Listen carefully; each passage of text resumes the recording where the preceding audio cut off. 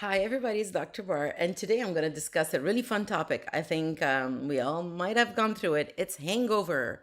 Why and how do they happen, right? So, hangovers might affect our economy over $148 billion dollars a year. Might cost you 2000 per working adult because people call in sick and affect the economy, right? And they work like zombies next day. So here's some trivia's about that. Trivia number one.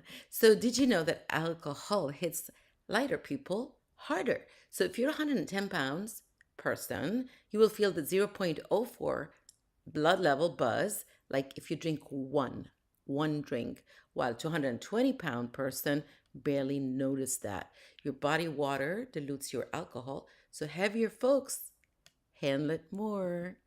Not that I'm saying like gain weight, but anyway, fact number two, women process alcohol faster than men because they have less body water. And the weight amps it up. So a 130-pound woman, watch that, hits the zero point 0.8. That's your legal limit for, kind of driving, guys, blood level. Two drinks. But a 180-pound man can have three drinks and barely feel the buzz. Sip smart. A standard drink, 12 ounces of beer, 5 ounces of wine. I don't think they even serve by, but like you go to the bar, they say, do you want 6 ounce or 9 ounce? But anyway, 5 ounces of wine here in our kind of studies. 1.5 ounces of liquor takes about 1 hour in your body to process.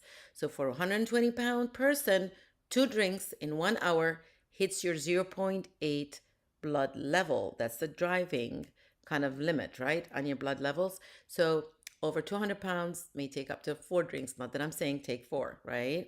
So weight changes everything for you folks. So fact, another one, hopefully it's a fun one. Higher levels up to zero point 0.1. We're getting intoxicated now. Alcohol can dampen sexual response, especially in men, causing performance issue. And I ask men, I have a men's health clinic, and I ask men all the time about this in our ED questionnaire because it's a problem. So ED happens quite often when we're having too much to drink and we're trying to have fun after that, unfortunately. So a 180-pound person hits this faster than a 220-pound person, right? So a wild stat here, women may feel arousal quicker than men. That's the opposite with alcohol due to less body water. So we get a little bit different.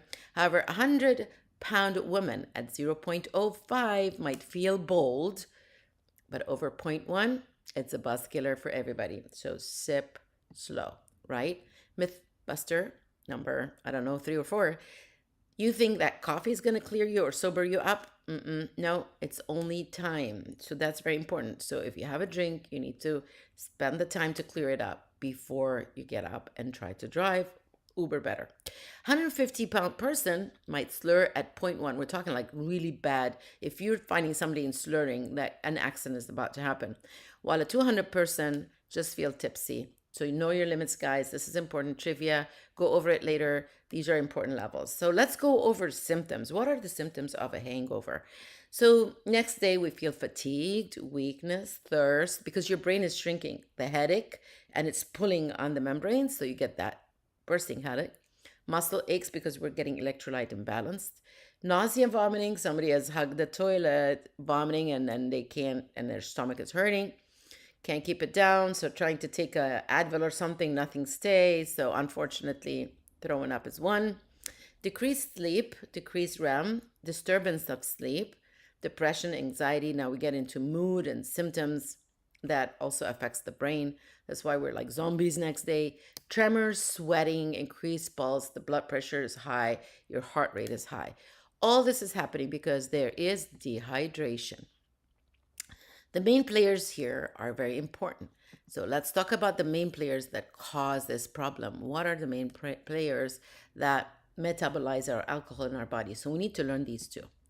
First, ADH. ADH is the first enzyme that will metabolize alcohol from ADH moves the alcohol into acetaldehyde, which is the toxic product. So when we move the alcohol in acetaldehyde, that's where we get the toxic effect, and we want to move it out of there to acetic acid, right? So the first is ADH, learn the other one is ALDH. So these are the two hormones. They break down the alcohol from toxic forms into something that our body can release it and clean it up, right? So by reducing something called NAD. Some people have heard it NAD, some people went and got IVs of NAD. NAD then moves into NADH, that hydrogen molecule helps us detox, okay? So let's talk about how the alcohol is removed from your body, because that's important. The part of the nervous system that coordinates that response is your sympathetic nervous system. And when there is imbalance, you become on an override state. So that's why your heart rate goes faster, you're irritable, you're having tremors, tachycardia, heart rate, and sweating, right? So what does ALDH do? It plays a crucial role in making your low blood levels of acetaldehyde, the toxic product, oxidizes that, and then clears it out of your body, right? But during that time, you might get facial flush and headaches and palpitations with increased heart rate, because it's a toxic product. It's a very toxic product. And unfortunately, some people can show it more than others, which is called Oriental flush syndrome. So people with flush faced, we call that Oriental flush syndrome, but anybody can get that. So if you find somebody with a flushed face, you know they're getting intoxicated, right? So that is one thing to look for. All right, so now we are going to go over the vitamins that are very important to move that alcohol from the toxic state to the good state, right? One of the most important ones is your B's. Your B's vitamins are so important. So you see here, ethanol is your alcohol, moves that you have the B3, the B6, the B1 is so important. And then you have your other stuff like your lipoic acid, your glutathione, your zinc, magnesium, all these things, usually put them in an IV. Vitamin C is very important. The reason is because alcohol, especially in chronic situations, can be very toxic for your brain. Also, it can cause membrane damage. It can cause dehydration, of course, can cause nutritional deficiencies in those vitamins, which is important. And then you have more side effects, especially in chronic alcohol intake. And then one thing we have to mention, it is carcinogenic. That's the word saying alcohol can promote cancer, right? That is important. So here's how we're going to move. You see NAD, NADH, NAD, NADH, and making water. Alcohol moves through our system by using those two enzymes and NAD. It's very important to know your chemistry, because that's how we treat you, right? So acetaldehyde, which is the toxic part of alcohol, can cause all these deficiencies. The most important one is vitamin B1 deficiency with alcohol. And I have some cute trivias on that. So B1 is very important because it affects your brain metabolism. 20% of your brain metabolism needs B1. It's very important. So that's why Become Zombies. It's the nerve kind of vitamin. It's so important because it helps your brain to work. That's why we get the brain fog and all that. So people start losing memory, right? So B1 is another one. It's so cool because it creates that lactic acidosis. We become acidic, and mosquitoes are attracted to that blood that's acidic. So what happens? They bite and they cause more rashes than people who are drinking more alcohol and having deficiency in a B1 vitamin. So that's a clue, right? The other thing that happens, those folks are pretty much, they start having issues where they are hypersensitive to chlorine and also the smell of bleach. So if this is happening, you know you're B1 deficient. That's another trivia. It's cute. I thought I'll include it there. So the things that we like to make sure we have also in our body and not being deficient is NAC and glutathione. These are the precursor. NAC is NAC, we call it for short, helps the toxicity through the liver to be cleared, right? By creating the glutathione. So that's an important one. We sometimes do that in an IV, right? So how do we treat hangover? How do I treat hangover? I usually come in with an IV and just clear all this up, right?